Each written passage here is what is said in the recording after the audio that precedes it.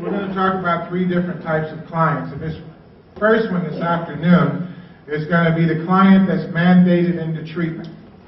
What do you do with the client that's mandated into treatment? And I'm going to break it down a little bit. I'm going to talk about the client who it wasn't his idea to come to the program. And then I'm going to talk about the client that's kind of comes from the criminal justice system, that's court mandated into treatment. And even though they both share and that both groups are mandated to the program, they're a little bit different because the guy that's mandated by the courts tends to have more incentive and more repercussions for failure. So I want to talk about, they tend to be two different types of mentalities. And I want to tell you something that I learned a long time ago, and I'm a living example, a living testament to it, is that treatment need not be voluntary to be effective. Treatment need not be voluntary to be effective. Research has proved that. And that's an interesting concept. You know, we spend a lot of time talking about people have to get clean for the right reason. That if you didn't get clean for the right reason, you're not going to stay clean. The implication being that there's a right reason, there's a wrong reason to do the right thing. But see, I don't think there's a wrong reason to do the right thing. I think if you open the door for a little old lady because it makes you feel good, still is a good thing. You know, a lot of times people go into treatment and if you're going to treatment to save your relationship, to save a job, to stay out of prison, to keep custody of your kids, that's fine. I don't care why you go, just go. You know, I went into treatment for two reasons in the beginning. One is to keep custody of my son, to be able to be a dad for this boy who didn't ask to be born, to two addicted parents. You know, I didn't want to see my son go through the madness that I went through. When I'm adopted, he was my first blood. And when I saw this boy, he looks like me, the first person in my life that I ever saw that looked like me. And I looked in the mirror one day and realized that I'm a drug addict. And I looked in the back seat of this 3-year-old boy and realized if I don't take care of him, who's going to take care of him? And I said, God help me. Believe it or not, that was the beginning of my recovery process. And I didn't want to go to the penitentiary. I caught a case that day that was going to send me to the penitentiary for 4 years. And those combinations, I didn't plan on staying clean. I didn't think that guy like me was going to stay clean this long. I didn't know I was going to be doing this kind of work. I wanted to stay out of the penitentiary and be able to be there for my son.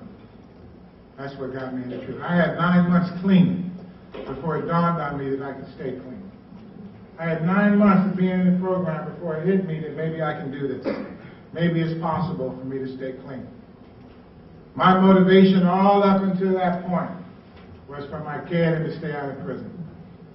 And then one day it hit me. You know, there's a saying in AA that you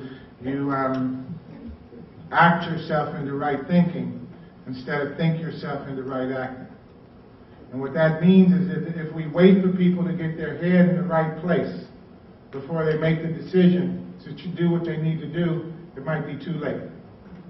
If you wait for their head to get right, it might be too late. By the time the person has that moment of clarity where they realize that I got to do this for me, they might be slamming on the brakes about to run over a little kid, drunk. They might be clutching at their heart about to have a heart attack after hitting the pipe, smoking crack. They might be hearing the click of a gun as the guy is robbing them because they're in a place that they got no business being before they have that moment of clarity. And they say, oh, I get it. I should have stopped. This isn't the way I want to live. This is ruining my life. If we wait for them to get their head in the right place, it might be too late. So you start the action. You do the action regardless of what your head is saying. Based on your perception of the client, your perception of the client, which is subjective, by the way, can influence the outcome of her treatment. The outcome of her treatment can influence her livelihood, her child custody, her freedom, etc. So your perspective is really important. I want to suggest to you that sometimes our perspective is off. based on our own automatic assumption that the client is most of the time in denial. A lot of these guys that get sent into these programs through the criminal justice system, just because they have drugs and alcohol on their record, does not mean that they're addicts and alcoholics. And you will get into this thing, we'll say you're an addict. The guy says, well, I'm not an addict. He says, yes, you are. You're in denial. Say you're an addict. He says, no, but really, I'm not an addict. You're in denial.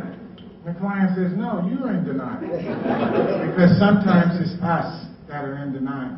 But in this case, you have a responsibility to pay attention to what you bring to the table, because your perspective can cost somebody their freedom.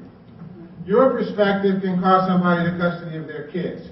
Your perspective can cost somebody their job or their career. So when you're working with a mandated client, a client that's forced to be in the program, it's got legal pressure to be in the program, you want to set real clear rules and expectations. So that first part that's in italics right there, let her know what it'll take to complete the program. When this client comes in, go over the rules with them. Say, this is what, I know you don't want to be here, you got a problem with the program, I understand that, but if you're going to be here, this is what it's going to take for you to succeed. Because this is the client who will tell you 2 weeks into treatment, I didn't know you couldn't smoke weed. Right. Wait a minute, I'm getting to that. I didn't know you couldn't smoke weed. I didn't know you couldn't have sex with other clients. Nobody told me I had to be at group on time. So you want to make the rules be very clear. The second piece that you want to do is use the referral source as leverage. Now, you don't want to threaten them with it, but what I do is I tell the clients, listen, every month I'm writing a letter. Now, you know I have to write a letter to your parole officer, your probation officer, your employer, or the doctor at the Physician's Wellbeing Committee, or the people for your licensure. I'm writing a letter every month. I have to write a report. You get to determine what's in the report, because all I'm going to do is report what you do. Are you showing up? Are you participating in the results of urine testing? And that's how you do it. It's one more deterrent for them. It's one more incentive for them to be compliant. Because remember that old thing we said, you act yourself into right thinking instead of think yourself into right acting. We want to do everything we can to get them doing the behavior that they need to do so that their head can catch up with them. So that's what that means. Yeah, good point, because I skipped that. So we said to complete a comprehensive evaluation, give her clear rules and expectations. Determine if she needs treatment or prevention. So we have to find out if this woman needs more prevention or an education than she does treatment. And so you just have a different component to your program that addresses both. Your program needs to be multi-layered. Too often we have, like I said, we're a dentist's office and all we do is root canals. But unfortunately, our clients don't all need root canals. We have clients that have a lot of different conditions that require different approaches to treatment. That's a good question. So he says, how do you determine the efficacy of your treatment? In other words, is your treatment effective? How do you determine whether or not the client is doing, and this is very true with court-mandated clients, how do you determine if this client is institutionally compliant? Because a lot of clients who get caught up in the criminal justice system, they learn how to do the dance. They learn how to say whatever they need to say to get through the system. How do you determine if the client, much like the Cleveland Drug Court, is internalizing this information and getting what they really need, or just going through the motions? You can only do that to a certain degree. Your chances of being able to do that increase if you do a thorough assessment in the beginning, you get as much information as you can, and you determine that you're treating the actual problem.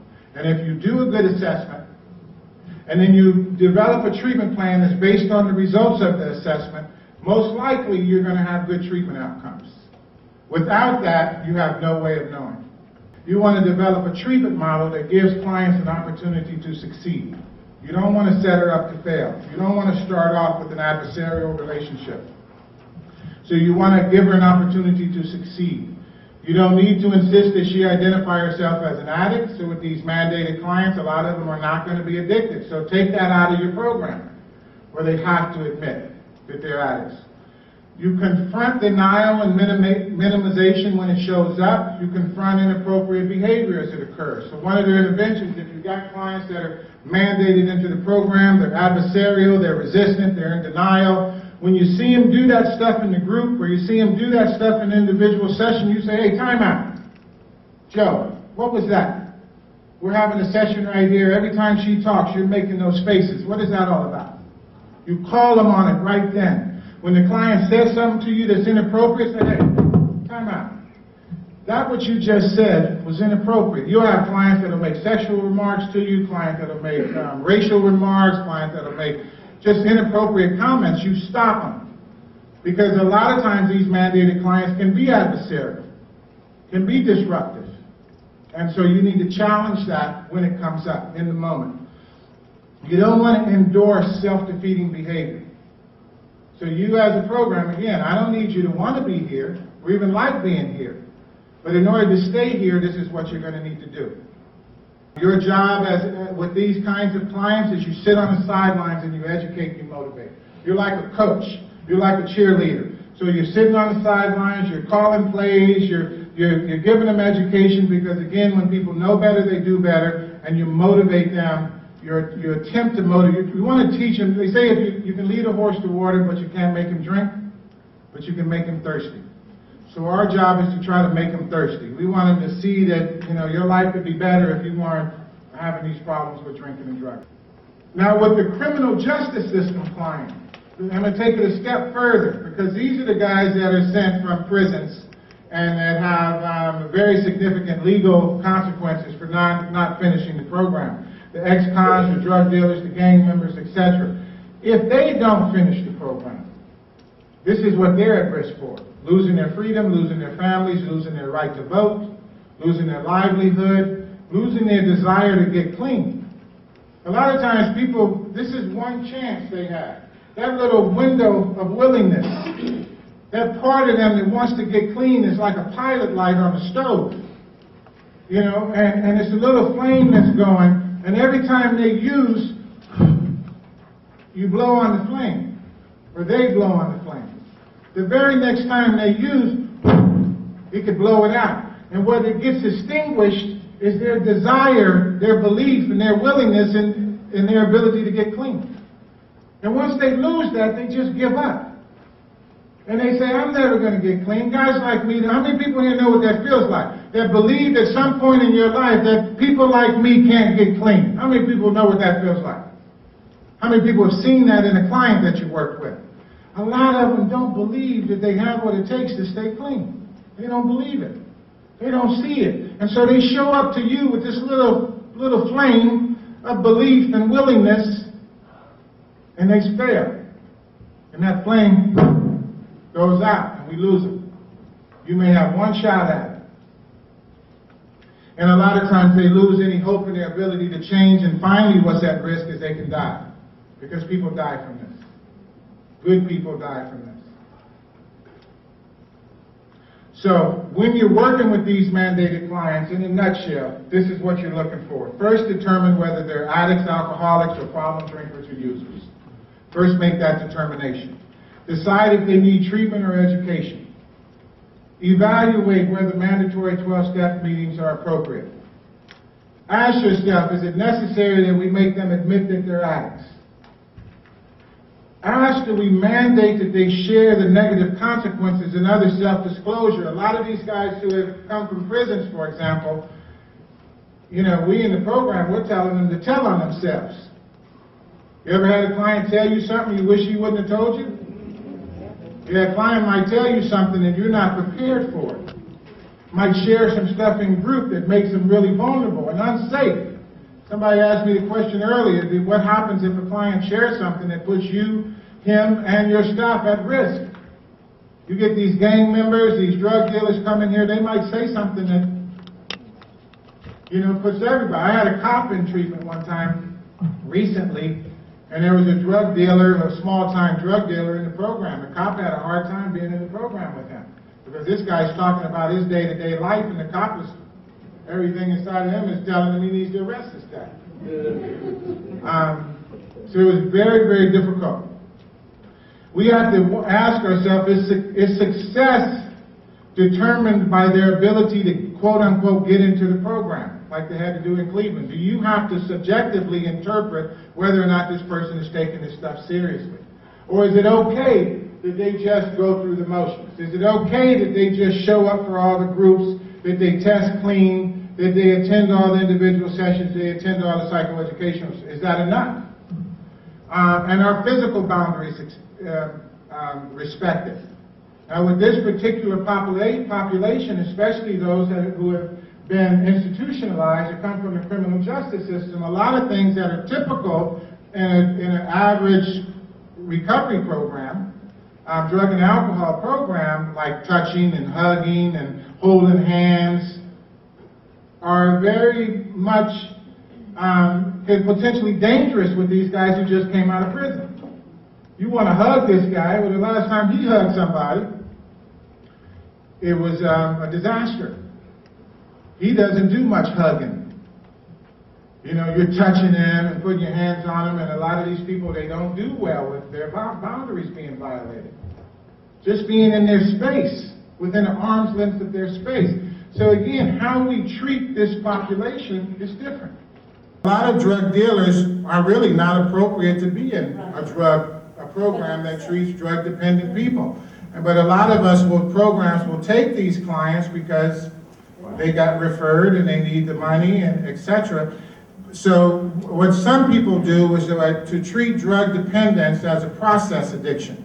That they are addicted to the lifestyle, they're addicted to the fast money, they're addicted to the power, and then you would treat that the same way you would treat any dependence if they were gambling or spending or sex or any whatever else.